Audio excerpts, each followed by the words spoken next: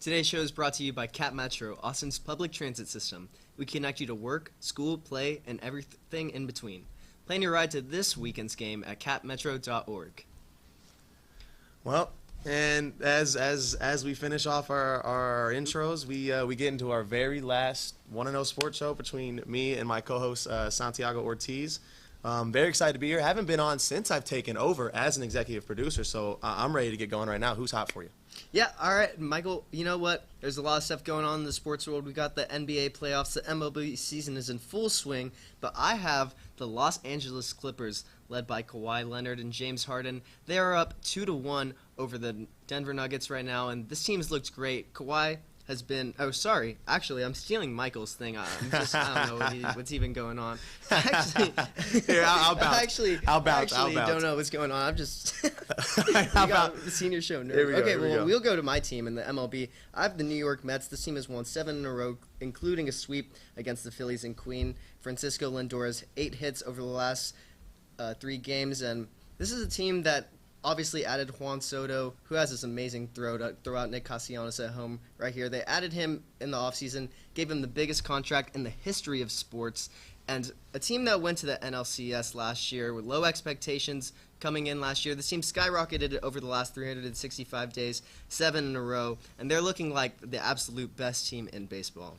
Yeah, I mean, I'm not a big baseball watcher. I usually come on for the postseason, but I knew Juan Soto, he was elite on that Yankees team, even though they couldn't find a way to get done against the super team 2017 Warriors-type Dodgers team. Yeah. And but his addition to the Mets has been elite. I have to go with the Clippers. Now, when we talk about the Clippers, you know, they ended the regular season hot. You saw how the West kind of shook out from a 3 to the 8 seed, was separated from like a game and a half towards the end of the season. And they were sitting at that 8, found a way to sneak into that 5, have a kind of a tough first-round matchup against the Nuggets, but that hasn't been tough for them so far.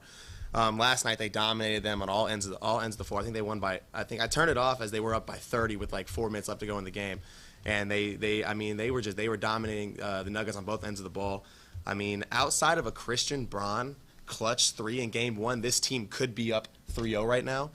And they look, outside of maybe the Thunder, look like the most complete team in the West, and I am saying that as a Lakers Glazer. They look like one of the most complete teams in the West. Kawhi Leonard has shown glimpses of prime Kawhi Leonard, and that's exactly what this team needs. And James Harden, it seems like he's found his role. He's become another more of a scorer again for the Clippers, as he was kind of a pass first type of guy as he first got here, and now he's really taken over. But we'll see how they go out from there. But right now, yeah, the Clippers are the hottest team. And talk about Kawhi Leonard. I mean, this guy's playing so well. He's got people on Twitter saying that he's now all-time passing Kevin Durant. That's how great this guy's playing, coming back into his 2019 prime. But, yeah, let's move into our Who's Not. You know, I think I'm going to go first on this one just to make sure I don't steal Michael's pick again. I'm going to go with former Undisputed host, current, I guess not currently anymore, First Take host, Shannon Sharpe. You know, if you know, you know.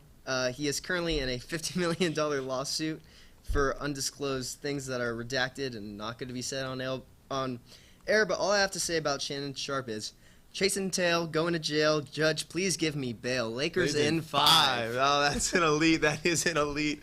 Oh man, that's a Shannon Sharpe. If you're gonna talk about Shannon Sharpe, you got to put a Lakers in 5 thing in there, and it fits perfectly with he's going on. I'm a big Shannon Sharpe guy. I mean, he's a huge LeBron Glazer, as am I. He was a co-host with Skip Bayless, the biggest LeBron hater, and he was always going back and forth with him. That's how I grew up loving Shannon Sharpe. But for my Who's Not, I got to go with Shedeur Sanders. Now this guy, but prior to the draft, was projected to go either number 1 or a top 3 pick, and he fell out of the first round yesterday. I mean, everyone thought, okay, we saw from after 1 that he probably would have gone in the probably 21 to the Steelers. That's what a lot of people were saying. They have a lot of QB questions around him, but they didn't even pick him up. I don't know what NFL GM or scout said that he was the worst interviewer he ever had. He has terrible body language and doesn't deserve to be drafted in the first round.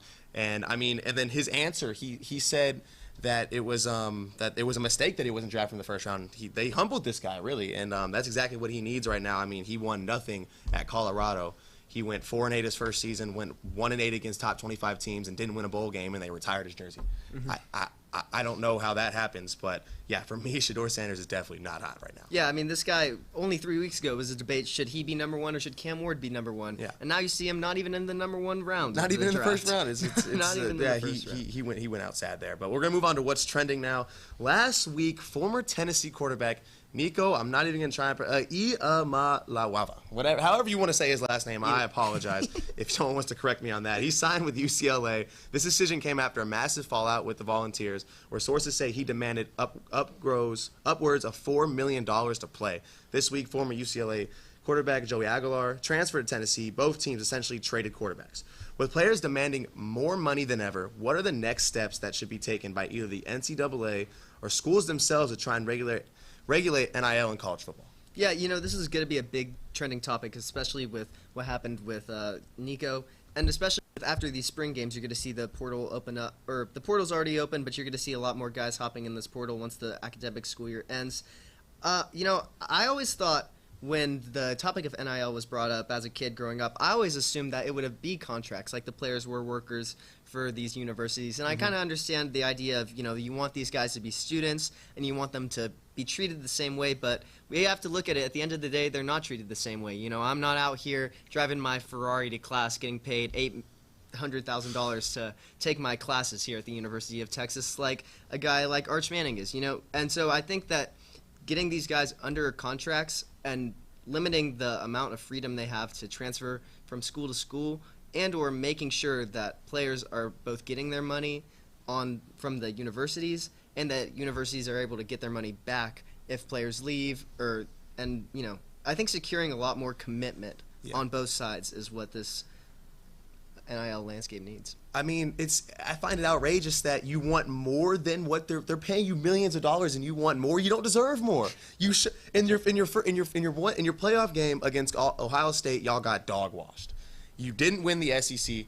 You didn't show any signs of deserving more than what you got. I mean, you already had millions of dollars. Who do you think you are? But I mean, when we talk about regulations that you should put in college football, yeah, I agree with the contract thing. It should be more of a loyalty signing. Maybe limit the amount of times they can transfer to 2, I guess you can say. I mean, 1 was kind of what it was before NIL. I think these players do deserve money.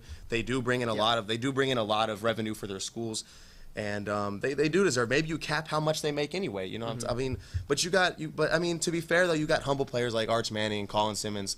UT hasn't had any NIL problems, I would have to say. They've been really humble with what they've gotten. I mean, they have gotten a lot, and they haven't complained. You know, and they're here to do what they want. I mean, what happened to the game? I love it. And I think truly we do need a commissioner of college football of the NCAA. I'm not sure how there's not an NCAA president who has you know, regulation over everything, but we need one person who everybody answers to get some order in here. Yeah, I mean, it's starting to become the NFL. I mean, you have so much money thrown around to these players. It's like a business now, and that's what I don't. That's the only thing. That was the only problem I always had with NIL. But moving on to the next one, the MLB season is already around 20 games in, and some teams and players have surprised fans either by performing more or less than expected.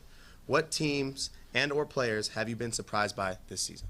Yeah, well, for players, for me, I'm going to have to go with Tyler Sonderstrom from the Athletics. This is a guy who kind of came out of the woodworks for them this season.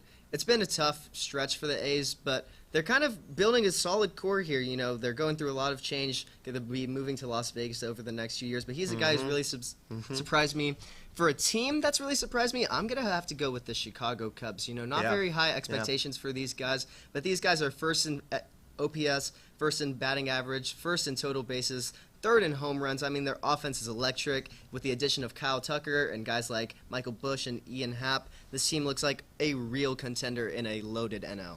Yeah, and bouncing off the Cubs, that rookie pitcher, Shota Imanaga. I mean, these names are just getting outrageous, man. But rookie, he's been lights out. He has one of the best ERAs in the season early on, and the Cubs, they're building off of a lot of talent. I mean, last year they snuck into the postseason. They haven't done anything since 2016 when they had that electric that Chicago was up then in 2016, man. But kind of slow start. When I got to jump, kind of slow start from the Stros. Yeah, they're 14 and 11 right now. I mean, that's sort of typical. I mean, they're sitting third in their respective conference, and I thought the pitching was going to be better. Not going to lie. Yeah, you lost Kyle Tucker. Yeah, you lost Bregman. But yeah, I mean Jordan Walker. I mean, and then you talk about Jordan Walker. He was an elite rookie sensation. Then he got sent down to AAA after having a slow start. So I mean, I don't watch a lot of baseball, obviously, but when it comes to postseason, when it comes to big games, I do watch some Stros. My dad's a Stros fan, so I feel obligated to watch them. When it comes postseason, you need younger talent like that, to really make some noise, and that's what everyone loves about sports. Whenever the underdog, the young guys, they pitch up and they make stuff happen. Yeah. But yeah, I mean that's baseball for me. Don't sleep on the Stros. They've won 5 out of their last 6, including a sweep against the Blue Jays. They look great. The pitching's been good. The offense hasn't been there, but they had that off day, and Christian Walker's been hitting the ball. Yeah. Isaac Paredes has been looking great. I think the Stros just, you got to give them time. They don't really start out of the gun great these times, but they're a good 162 team. You got to really be patient, really let things marinate with the Stros. Yeah, I mean, and then moving on to the 2025 NFL draft. Yeah, we talked a little about Shador and him falling out.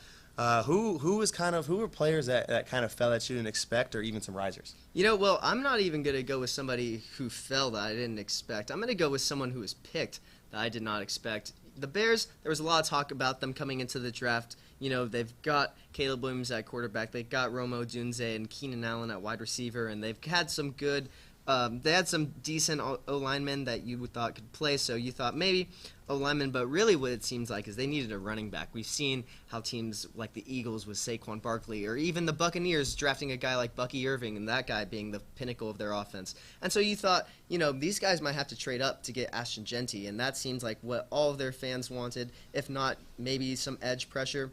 But they went with pick number 10. They drafted Colston Loveland, the 6'8" tight end out of Michigan. And when you look at the numbers for this guy, they don't really look great. I mean, 582 yards receiving, 5 touchdowns, 5 catches a game. I mean, that's okay for the 10th overall pick in the NFL draft. I thought there was a lot of guys still left on the board that they could have gotten, and this pick was shocking to me. I mean, even if you did still want him, you could have traded down and got this guy at around pick 16. Yeah. So that had to be the most shocking pick for me. Yeah, and for me, I got to go with McMillan, out of Arizona. Yeah, he had a great season. Do not get me wrong, but to pick him at 8, I mean, Carolina, I thought they were going to go Jalen Walker. I did personally too. When he was still on the board. I thought he would have been a great complement to their defensive line and their defense in general. But I guess what Carolina's shooting for is some weapons to surround Bryce Young, who's starting to really fill into his role as their starting quarterback. And I mean, they have Adam Thielen, who's getting older. Obviously, they have David Moore, who's a solid kind of mid-age guy. But I mean, I guess I can see it. I personally thought Matthew Golden was the best receiver in this class, in my humble opinion. I mean, even take bias out of it, I thought he was the most complete player. But I mean, I hope he proves me wrong. I mean, I thought it was a little bit of a stretch. But he is a bigger guy, I think. He's got a little bit of speed to him. He's got good hands. So maybe he proves me wrong and thinks that he should have been pulled this early. Well, yeah, I have to agree. But moving on, that will do it for our A block. But don't go anywhere. We're gonna bring on Jackson Buss, as he will be here to judge our plays of the week, and I'm excited for that one. I haven't done plays of the week in a long time, and I have some good ones, and you don't want to miss it. Don't go anywhere.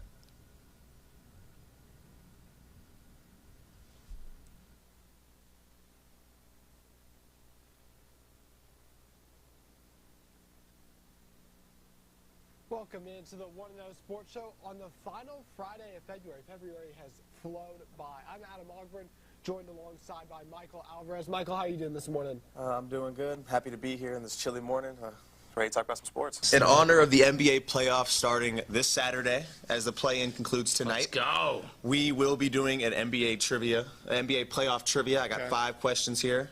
Of course, winner takes all. I mean, right now, I don't know what happened to the trophy we had. Right now, Rob is holding the trophy from his plays of the week, but he will have to give it up unless he finds a way to get another dub. He goes 2-0 on the day. There you go. But yeah, we're ready. We're ready to get it off. So get that first question going. We'll be ready.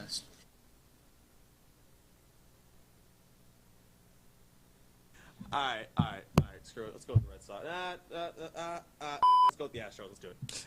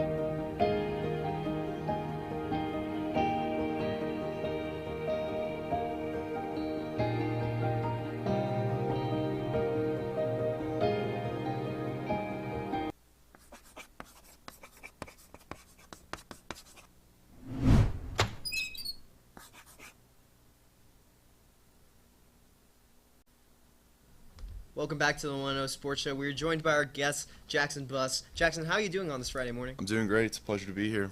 Yeah. All right, well, let's get right into it. Michael, who was your best NBA play this week in this first round of the playoffs? As much as this is going to hurt me, I have to go with Ant's dunk on Jackson Hayes. This was electric, man. I mean, look, you'll see. There's a bunch of different angles. You see, he flies, and Jackson Hayes he has a good contest. He gets his hand on the ball. Like, he did the best contest that you can ask him to do, and it just wasn't enough. Ant is an incredible athlete. I love his play style, man. He may not be the greatest father, but he is a great basketball player. And it's a shame that I can't root for him right now because I'm a huge LeBron fan, huge Lakers fan right now. But yeah, man, that was just electric. Yeah, it's not a bad play. For mine, I'm not much into the hardcore dunking. I'm going to go with some masterful three-point shooting. Steph Curry against the Rockets, guarded by Jalen Green on the wing here. He gives him a punk fake, little jab step right, fading away, falling down. And like Kevin Harlan said on the broadcast, geometrically, that shot should not have gone in. Steph Curry, we've seen him do these things for years, but every single time it's still unbelievable. And now at age 36, 37, still be doing all this. That had to be my play of the week. Jackson, who had the better play here? Yeah, two great plays. I mean, Steph with an insane shot. But, the adjustment in the air by Ant. And, the Warriors were up by 20 at the time, so I got to give that one to Mike. Let's go, baby. All right, Michael is up 1-0 here. Let's go to our best NHL round one play. Michael, who'd you have for this one? All right, TJ, you're going to love me here. This was a Tyler Seguin OT game winner to go up 2-1 in the series. It's not the craziest game winner, obviously, but I did this for my man TJ. He showed me the ropes as a producer, and I thought I gotta show him some love. It's I like it. It reminds me of basketball. Nice pass back, assist play. It was a good play in my opinion. That's what I went with. All right, yeah, well, I went with another game winner. It seems like there was just a million game winners this week in the NHL playoffs. So I went with the Kings' Philip Denault against the Edmonton Oilers. The Kings were actually up 4-0 in this game. They gave up the lead, and then right here with 41 seconds left, Denault comes up the middle and just fires a slap shot right through to send the Oilers home. It was a great play, an exciting game, and a terrific finish around 11:31 on a Monday night. That had to be my play of the week. Yeah, two great finishes. I think I'm going to have to give this one to Mikey again. Just a little bit biased as a Stars fan. Yeah.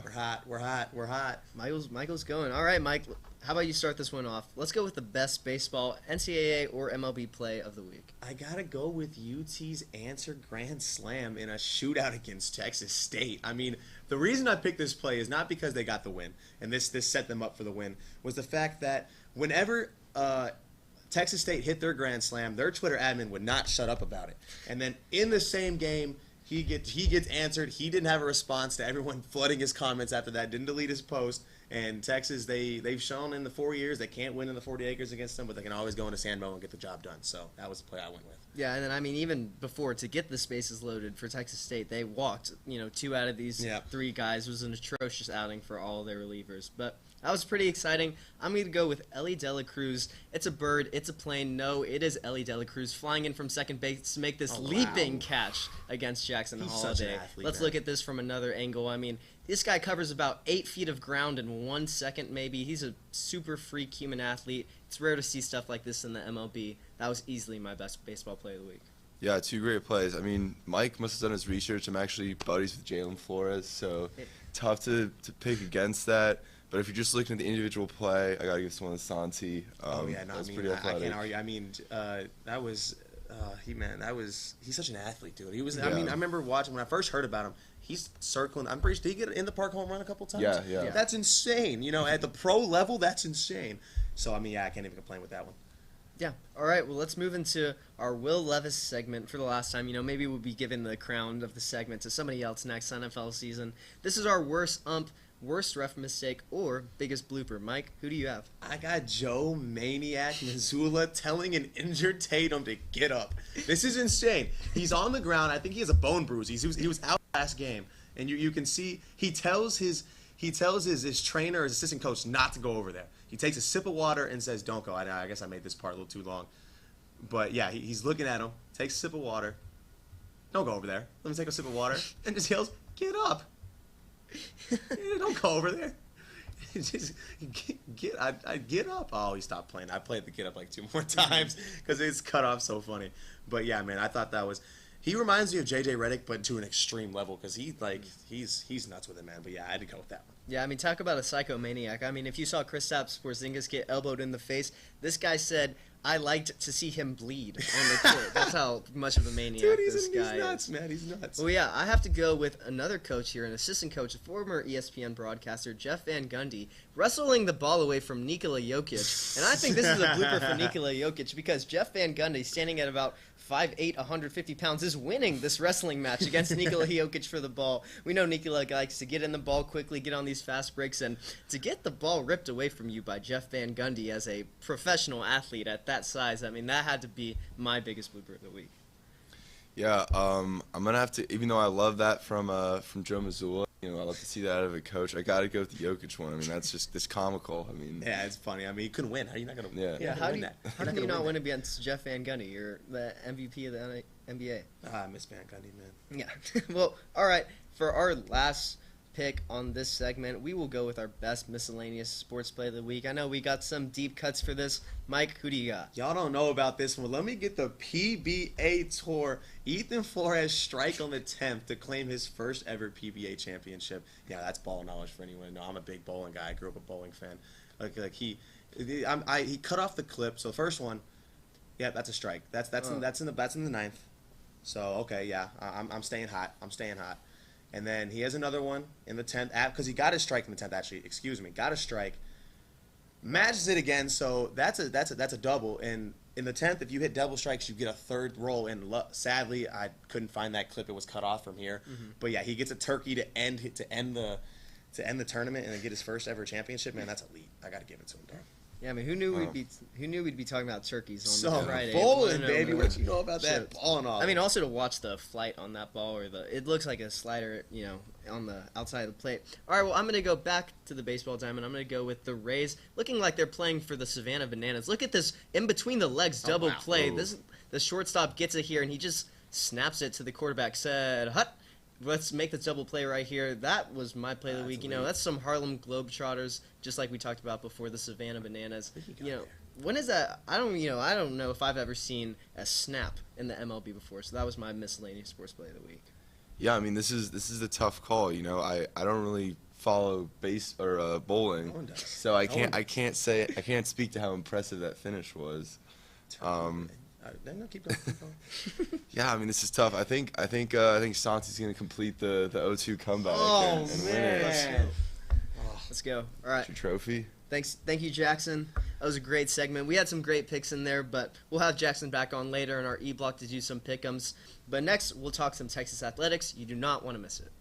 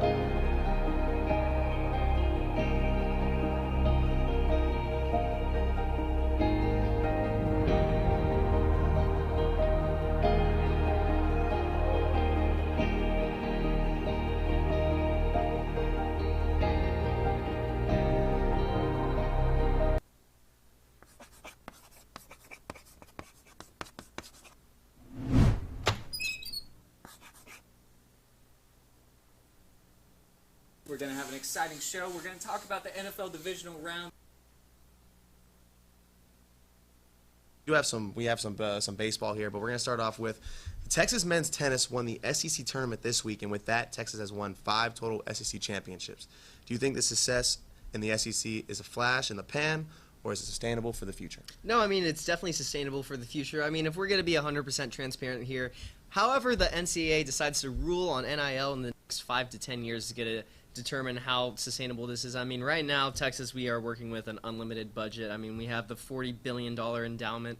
This is going to be a long-time sustained success. You know, it's a far cry from the 17 or whatever Big 12 championships we won last year. But, you know, I think that this program, this whole athletic program, Chris Del Conte, he's done a great job his whole time here as AD, and I think this is very sustainable for Texas in the future.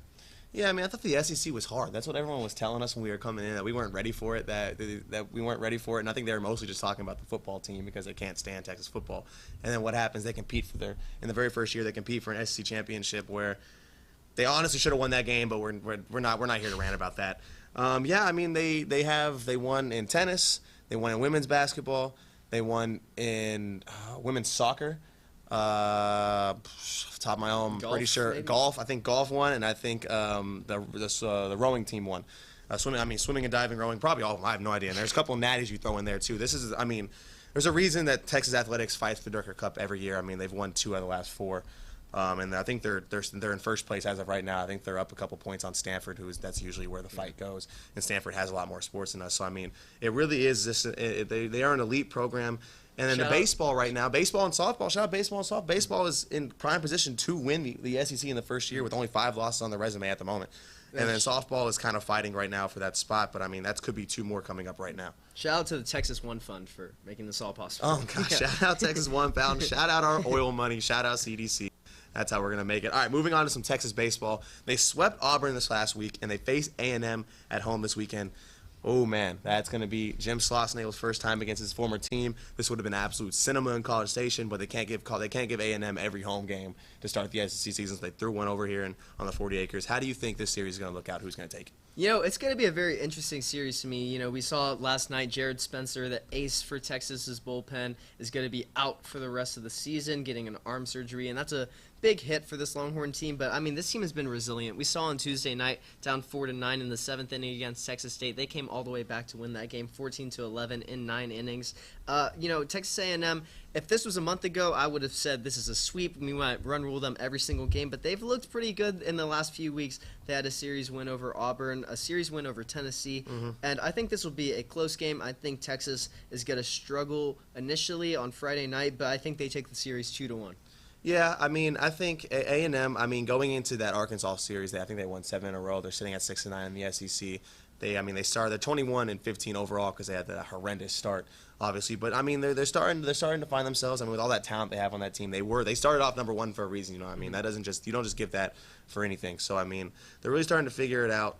But I mean, then you're running into Texas, who I know Jordan Spencer out, running into some injury problems, but they are still a gauntlet right now. They look like Thanos with all the Infinity Stones. They have 5 losses in their first. They've won every series that they've had in the SEC so far, and I think A&M, they might be able to squeeze one on that Friday opener, but I don't care. Screw the Aggies, little bro, get the brooms out. And then can we talk about to the University of Texas? How are you going to close the Yeti Yard for the biggest game that you will ever have in that stadium? There will never be a bigger game than this game. It's going to be the first time these teams are facing off as conference rivals in 15 years. And you are going to close the Yeti Yard. You are going to block your passionate students, your best fans, the people who affect the game out of the stadium. That's absolutely bogus to me. I cannot believe that they did that. Yeah, I mean, the Yeti Yard's. I've been in the Yeti Yard once. It's hype in there, you know what I mean? We're having a good time. I mean, that was definitely. The players love it, the fans love it, and it's just a shame. You know? We don't know what the problems are going on with there, but we'll move on to some Texas football. They have their fan day tomorrow, and many recruits coming from the top-ranked 2025 class, which will make their first plays in front of the burnt orange crowd. Who are you most excited to see, and what position has Texas recruited the best this year? Yeah, I mean, I know you wrote this one down, Michael, but I'm going to have to agree with you. You know, I'm going to have to go with Kalik Lockett. This guy is my favorite prospect from the 2025 class. I mean, every single play this guy makes is just outstanding. This guy has huge hands. His hands are about 11 inches. I mean, I don't know what I'm working with here, but it's maybe half of that. I mean, this guy, he's jumping off the charts with all of his tape. I'm super excited to see this guy. And, I mean, it sounds trivial, but I'm excited to see Arch Manning, Yeah. We haven't seen this guy play much over the past year since that UTSA and that ULM game, and I just really want to see what he has to offer out there and how he's looking. So that's what I'm looking forward to. I'm not really sure what the fan day is going to look like. I really wish they still had the spring game. I know that it doesn't really benefit all of the athletic staff and the transfer portal, but that was a great thing for me. Me and my parents would go every single year. Nice tradition. Nice to go into Texas Memorial Stadium on a Saturday in April and have a game day. It was really, a refreshing thing for me. I think fans are going to miss it big time. Yeah, I mean, what's it called? Without the spring game this year, I think that what you're probably going to see is maybe sort of a combine thing. They're just going to go out there and show what these players can do, obviously. Show these fans what they missed without the spring game. So that's what I'm expecting. The biggest thing, you talk about the receiving core with Quill Lockett, and you add Jamie French in there, and don't forget about Michael Terry III. I'm huge on Michael Terry III. He's a massive man. I played against him in high school. Yeah, he might be. I think he's the best overall athlete in his class. And then you talk about Jonah Williams, who's dominating the diamond right now. I mean, he left school early to play baseball, which is pretty elite thing to do, and then you're hoping that team be as successful as they are, and you pay him with Cade Phillips. I think it was 21 out of the top 300. So I mean that they're re-upping in their secondary, which was so elite last year after you lost a lot of crucial pieces, but you retained some, and I'm excited to see. I have to agree with the Arch Manning take. I mean, we saw glimpses of him against his talent. I mean, he's a talented kid. Don't get me wrong. He's bulky, man. He's a big guy. I'm not gonna lie. He's got wheels on him. He's got the arm on him. Now I think all he's missing is what he's gonna gain with that IQ and that game experience, which is really gonna make this team elite. And I'm really excited to see what he does in this, and then obviously move on to Columbus for that first game. I'm excited to see what this team does there. But yeah, man, I'm excited. I really am excited for this Texas football season coming up. Yeah, I am too. All right, and then without that, as we move in, as we leave our C block for the last time, as that's the last time we are going to talk about Texas athletics as a member of, at least for me, because I am in the senior class. But don't go anywhere. We're going to come in with our D block, which is 10 for 10, which is a segment that I introduced. It's really fun. I'm really excited to be a part of it. You don't want to miss it.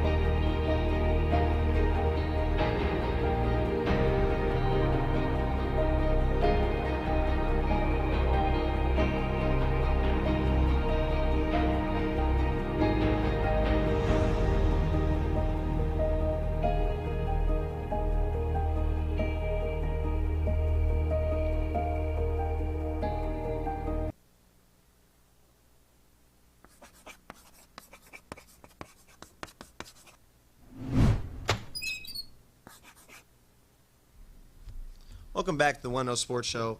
I'm Michael Alvarez, joined by my co-host What's going on with Santiago this camera Ortiz. angle? Yeah, let's go ahead and shift that a little bit. I feel like we're not doing. Oh, okay, never mind. I see what We you can still did shift here. the camera over a I little see what bit. you did here. I'm just getting completely moved. All right. But moving on, we're going to do into our 10 for 10 segment. We're going to start off with the Texas football transfer class. I mean, I think the biggest things that I saw out of them was their pickup for with the Stanford recruit. You also had Jack Endries, who was a tight end. I mean, he's replaced Gunnar Helm, which is a big replacement there. I mean, you can go ahead and jump on some things. Yeah, too. then I'm looking at Jack Bolsmister from Arkansas, the linebacker. I think that was a great pickup. Replaced Benda, yeah, and I really like this class. I also talk about a transfer class. I like who Texas has retained on their team. You know, I'm really liking the culture that Sark is building. I think a big part of that is how he has the rule that if you go in the portal, you're gone and you cannot come back. And I think that's a great way to keep people here, keep people invested in the program and the culture. Mike?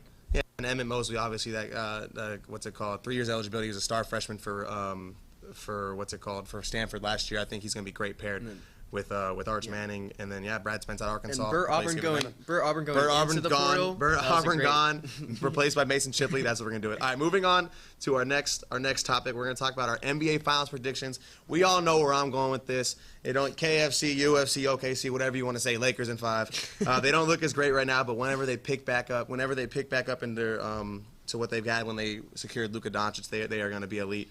And then out the East, and I got the Bucks coming out the East. I mean, I said that on Crossfire, and I got so much hate for it. But yeah, I think the Lakers will, they're going to find a way to get it done. Yeah, I mean, it's tough because when you look at this, there are really only 2 contenders right now. Just looking at it on paper, it's the Cavs and the Thunder. But both of these teams don't have the experience, have not really been here in this moment before. I mean, the Cavs look great. The Thunder also look great. It's really tough for me to pick against them. But I think looking at this, nobody else really looks too impressive to me. I thought it may have been the Lakers. They don't look great. I'm going to have to go with the Thunder to win the NBA Finals. I mean, young team, but I think that they can do it, especially with the Cavs in the East. I think they are going to make it out of the East, personally. All right, yeah, and then moving on to the next one, our NHL Finals predictions. Now, I don't watch a lot of hockey, but when I look it up right now, they're saying the Carolina Hurricanes, Florida Panthers, the Winnipeg Jets, and the Toronto Maple Leafs are all the favorites to win it all. And then you throw in the Dallas Stars there. Shout out my boy TJ. But I don't care about any of that. I'm shouting out my boy Ryan Hopper. Let's go Capitals. He's from the D.C. area. He has a lot of hope in him. They had a big win when we were getting those beers before. At Victory Lap? Before Crossfire one last time, and they had that game winner, not that game winner, but they controlled that game. Give me the Capitals, man. Yeah, and I'm gonna go with the Florida Panthers to repeat. I'm also not gonna sit up here and act like I know that much about the NHL. But this is a team that won last year. They have a veteran team, and they're gonna get back Matthew Tkachuk. And I really liked what they had last year. They went through a Game 7 to win an NHL Stanley Cup. That's a lot of adversity, and I think that experience guides them to another championship this year. Yeah, and then moving on, best places for an NBA expansion team, 1 East, 1 West. Okay, obviously West. I think there's an easy pick here. Let's go to Vegas, baby. I mean, a lot of problems going to happen in Vegas, but that's a big market. I mean, I've been to Vegas. I love Vegas. It's a great time. I'm not going to lie. I love Vegas. You would love for another team to go out there, especially an NBA team would bring a lot more hype to the city. And then I'll go to the East. Let's put a team back in Jersey. I mean, the Jersey is too much of a place where it's too goofy, too fun to not have something exciting to happen there. They don't have any other sports teams outside of, I guess, the Giants. So yeah, let's go Jersey. Yeah, for the West, I agree. The Las Vegas would be great, but give me the Seattle Supersonics. Let's bring that back. Let's give Seattle a team. Yeah. And then for the East, this is a little bit random. I'm going to go with maybe more of the Midwest, a state that has really come into its own when it comes to basketball fandom. Let's go with Iowa. You know how committed the fans would be in Iowa? We've seen what they did with Caitlin Clark. There's not much to do out there. Fans would go crazy. They would die for an NBA team there. Yeah, that's a great take. I had to agree with that one. All right, moving on. Texas baseball postseason predictions. This Texas baseball team has surpassed and smashed what everyone thought was going to happen in their first year in the SEC. They've yet to lose a series, and that's what it takes to win the postseason. It doesn't matter if you lose a game, you need to win the series. They found a way to win the series. Yeah, they're dealing with some injury problems, and we're going to see how that shakes out as this season goes along. But I think they host a super regional. I think they get back to Omaha as they lead the They lead the country in appearances, and I think they take it home this year. Yeah, and I mean, looking at this Texas baseball team, everybody wants to talk about how they're number one, but it's not really all sunshine and rainbows right now for this team. I mean, they've had some rough showings for a number one overall team, and the real problem is the errors that this team makes. We have a lot of simple plays in the infield that become errors that do not need to be errors, and cleaning that up is big for me. I mean, this team plays great at home, and they are going to be looking to host a regional and a super regional, which is going to help them out a lot. And then in Omaha, it's tough to win every single year. I don't think this team has what it takes to win, but I think they'll go far. Yeah, and then moving on, we got best Texas players who got that dog in them. Any sport. I think Arch obviously has that dog in him. I think Colin Simmons has that dog in him. I think a lot of football players have that dog in them. But I think what honestly hurt the basketball team this year was oh God, I'm blanking on his name. Kendall Weaver, my bad. Kendall Weaver. He has that dog in him. I mean, I love his play style. If he develops a jump shot, he'll be the best player in the country. And I said, you heard that here first. Yeah, and I agree. I wasn't big on this guy when they talked about, oh, he's injured, that's what's hurting our team. I was kind of just scoffing, okay, sure, this guy that averages 8 points, 4 rebounds, 4 assists. Brought the energy, but man. he showed out against Xavier, and this does not say current, so I did not prepare for this, but I'm going to go all time. I'm going to go with Matt Coleman for Texas basketball. Oh, I love Matt that. Coleman had that dog in him. This guy was one of the clutchest players I've ever seen. I think he had maybe 6 to 7 game winners while he was on Texas basketball. One of my favorite Texas players of all time. And now we're talking about all time. Let me slip in Sam Ehlinger real quick. I love that guy. Oof. Moving on, we're going to talk about LeBron's legacy. Now, we can say anything here. LeBron's legacy is cemented as the greatest player of all time. And he's going to go get his 5th ring right here. Once he gets that 5th ring, MJ fans are still going to say, oh, MJ had 6 in last time. Yeah, I don't care, bro. He didn't do anything after 40. He didn't do anything after 40 like LeBron's about to do with Luka and these young players. He just needs to find his rhythm in these playoffs. And, yeah, LeBron's legacy cemented as the greatest of all time. Yeah, 3-6 in the finals. Yes, the bubble doesn't count. Yes, he's going to Japan to take steroids. But in all seriousness, LeBron's a great player. It's tough. I think Jordan, he gets not enough credit for what he did at the time. We see a lot of people comparing him to 30 years now, but the game has evolved and people are better, players are better, technology is better. I think Jordan will be looked at as the greatest in terms of status, but LeBron is definitely one of the greatest athletes. And then 17 straight points in the playoffs against the Pistons in 2007. I think that's his legacy right there. Elite. All right, moving on. We have our best jerseys, any sport, any era. Oof. I think I have 2 standouts here. I have the Toronto Raptors. Their throwback jerseys they wore in the 90s and the early 2000s, where they had the Raptor on there and it was purple. It was Vince Carter was the prime example for that jersey. I love that. And then you go to the Houston Oilers, who don't exist anymore, obviously, but that baby blue was so blue. Beautiful, man. It reminds me of why I love North Carolina's jersey so much. And then let's go what's going to be hated a little bit. Give me those 2016 shirt jerseys the Cavs wore. Okay. I love those things, actually. People hate them, but I loved them. Yeah, I, off the top of my head, I used to love jerseys. I used to be a guy scrolling on Mitchell and Ness 24/7, just looking at every single jersey. It cost $400. I was just I will never own any of these. The first thing that came to my head is the Vancouver Grizzlies, that beautiful turquoise green jerseys that they wore when they wore in the bubble. The Raptors and the Grizzlies faced off. They had an elite jersey matchup. I'm also going to go with the Bucks creamsicle jerseys. That nice, nice pretty. Orange. Those are some great jerseys when you see on a Sunday. It's just going to be a great game. All right, then we move on to our final 2, which are a little bit away from sports. We have our plans for the summer. Me, personally, I'm going to hit a vacation with the boys. We are still kind of deciding where we want to go with that. Then I'm going to have one with my family as kind of a graduation vacation. And then I'm going to try and take what I've learned and want to know and start my social media presence. That's kind of my goal. I'm going to post all over the world, man. I'm going to make a YouTube channel, create clips, put it on TikTok, put it on Instagram, just try and, make my way in the world. Yeah, and then for me, I guess still looking for a job, internship. We're gonna clutch up, so it'll be all right. We're still looking for that, and then West Campus summer is a summer like no other. I mean, to go to the Villas on Rio Pool and just sit in the hot tub and just relax on a nice summer day. I mean, Mike knows that's top tier vibes. That's some of the best things you can do in all your college career. I'm gonna be hitting the Villas on Rio Pool a lot. I'm gonna be chilling in my apartment, watching a lot of Astros. Yeah, Astros, you got to love it. And then we're going to move on to our final favorite 1-0 memory. Me, personally, you can always say where I dropped the F-bomb in that trivia segment. That was something great.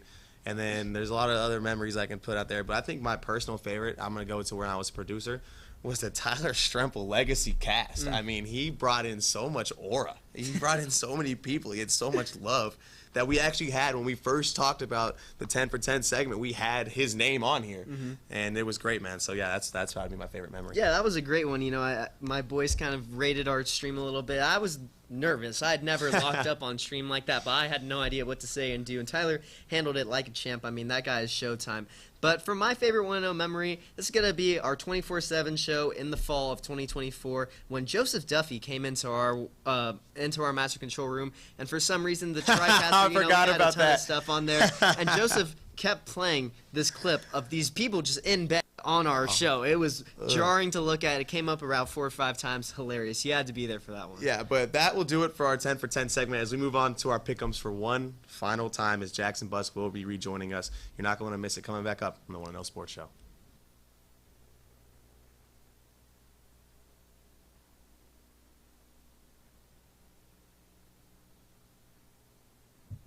That's a crazy take to go on record with. I'm gonna go more, you know, plain vanilla. I just got Bama winning. I think there's been a lot of talk, you know, about who their quarterback is the dynasty over, and you know, especially with Georgia's last 2 years, Nick Saban's been wanting to prove a point for a long time. I think this week he proves it, especially against Lane Kiffin, guy who talks a lot of trash to Nick Saban especially, and I can't see Bama losing at home twice in the season.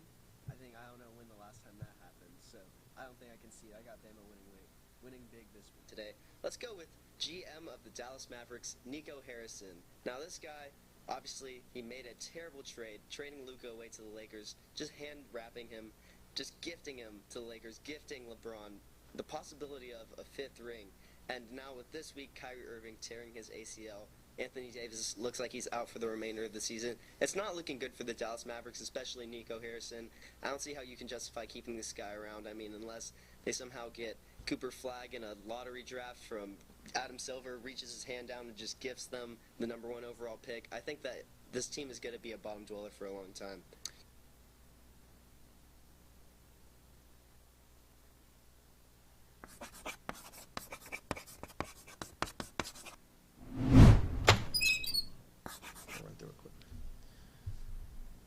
Welcome back to the We're 1-0 gonna have an Sports Show. exciting I'm show. Michael We're gonna- Alvarez, joined by my co-host Santiago Ortiz, and once again for the final time, Jackson Buss. As we will go through our pick'ems, and I'll leave it out on the floor, I guess. Here we're gonna start off with Game 4, the Denver Nuggets at the LA Clippers. Personally, I think the Clippers win this low key, maybe by a lot. I think Denver's gonna need to find a way to respond, but I think Clippers might win this series in 5. Yeah, I agree. I think the Clippers are going to win this series in 5. You know, we saw, 34 points down the Nuggets were last night. Kawhi looks dominant. Harden is in form. I have the Clippers in 5. Yeah, I mean, I know you guys are calling the Clippers in 5, but the Nuggets still have a 3-time MVP. I think they're going to bounce back from this blowout, and I think they even the series. All right, moving on. Game 3 for number 2, the Rockets at the Golden State Warriors. Santi, how about you start us off with this one? Yeah, you know, the Rockets bounced back from a tough Game 1 loss. They looked a lot better in Game 2, despite what people are saying on Twitter about some dirty play. I think the Rockets played great, and that Jimmy Butler injury is really going to impact the series. I don't know if he's going to come back for the rest of the series. I got the Rockets winning on the road. Yeah, I have to agree with you there. If Jimmy Butler does not come back, that will definitely be a problem for Golden State, because what he's done has just been a reliever for Steph, really, essentially, and kind of help him get better shots, give kind of the pressure off him. But if it's just Steph, man, I don't think they have a shot against this young, hot Rockets team. Give me the Rockets. Yeah, that's a great point. The strength of the Warriors is that they can close games better than anybody else, but they're losing half their tandem, so give me Houston. All right, then moving on. Game 3, the Pacers at the Bucks.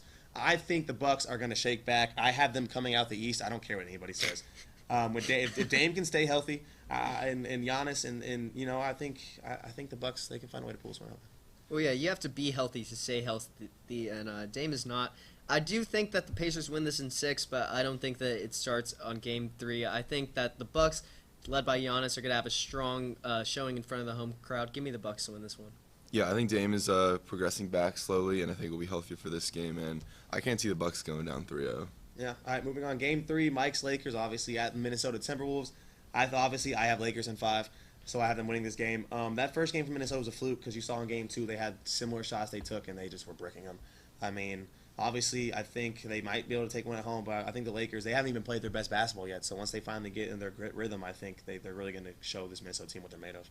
Yeah, I mean, I know that you said that the Lakers bounced back in Game 2, but when you really watch the game, it was a sloppy game from from the Lakers, and they let the Timberwolves back in it. Had a lot of turnovers, a lot of really lazy defense. I think this was just more on the Timberwolves getting a little bit too amped after game one, not really focusing. They were missing a lot of easy shots. I'm gonna go with the Timberwolves bouncing back and winning this game 3. Yeah, great points all around. They were breaking their shots, but they were getting those shots, still breaking down the Lakers defense. That was so good down the stretch.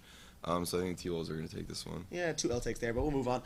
Game 4, Las Vegas Knights at the Minnesota Wild. I got Vegas. I can't root against Vegas. Let's go. And when Vegas sets the books, Vegas is going to win the books. Give me Vegas. Yeah, I gotta get to that. Yeah, I agree. Like we said earlier, not knowing much about the NHL, but I know that the Vegas Knights are always a pretty good team perennially. I'm going to go with them over the Minnesota Wild. Yeah, we obviously have no idea what we're talking about when it comes to NHL. So as we move on to Game 4, number 2 Dallas Stars at the Colorado Avalanche. Give me the Stars, baby. DJ needs this one for his mental health. Yeah, the Stars have led for, I think, 64 seconds of the entire series, and somehow they're still up 2-1. That's right.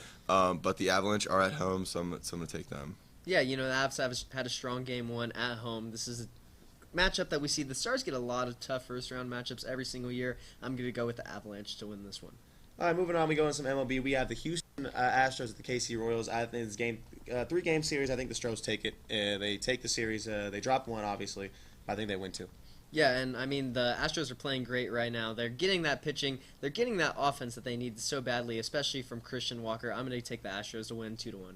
Yeah, I'm going to make a clean sweep and take the Stros as well. All right, moving on to some Formula 1 and Miami GP winner. Yeah, I don't know if you cooked with this one, Tyler, back there. I have no idea any of these people. I'm going to go with the celebrity pick here. LeBron's going to hop in the car, and he's going to win it all. Yeah, I don't know much about Formula 1, but I know Max Verstappen is the young GOAT, so I'm going to take him. Yeah, I'm just going to look up a few names, and I recognize one. I know this guy may not be liked. I'm going to go with Charles Leclerc to win this tournament. No idea who those 2 people are, but we're going to move on to our final one. Texas Baseball versus A&M. The Lone Star Showdown 3-game series. Get the brooms out, baby. Little brother going to do little brother things. Give me Texas Baseball. Yeah, obviously sticking with the Horns, best team in the country. Yeah, I'm going to agree. I'm going to go with, I think this might have been our 6th or 7th sweep we had this segment. A lot of ball knowledge here. I'm going to go with Texas to win the series. Oh, and we missed my fault. We missed Giants Rangers 3-game series. We bounced back to MLB. Give me the Giants, the Rangers. I'm a Rangers hater for some reason. I don't know why, because everyone here loves them for some reason. So, yeah, give me the Giants at home too. Yeah, I'm gonna stick with the Rangers. I think the offense is gonna be too much. Yeah, I'm gonna go with the Giants. This is a team that's really surprised me. Guys like Weimer, Flores, and their pitching has been great so far. Really, especially at home, it's really tough to play in this ballpark. I mean, this ballpark affects hits like no other with that wind coming in from McCovey Bay. I'm going to go with the Giants, my surprise team of 2025. All right, and just like that, we conclude our 2024-2025 school year on the 1-0 Sports Show. And me and Santi, me personally, will be on for the last time. It's a bittersweet ending for me. I've had a lot of fun taking over this show. And really trying to give it everything I had to try and make it great. And to all the fans out there, to my co-host, my co-producer, and my friend Santiago Ortiz, it's been a blast. Shout out to Jackson Buzz for coming on. You helped us a lot this semester. And then shout out Colin Flickinger and Tyler the Goat Stremple in the back, as they've done so great for us this year. I'm really excited to the direction the 1-0 is going in.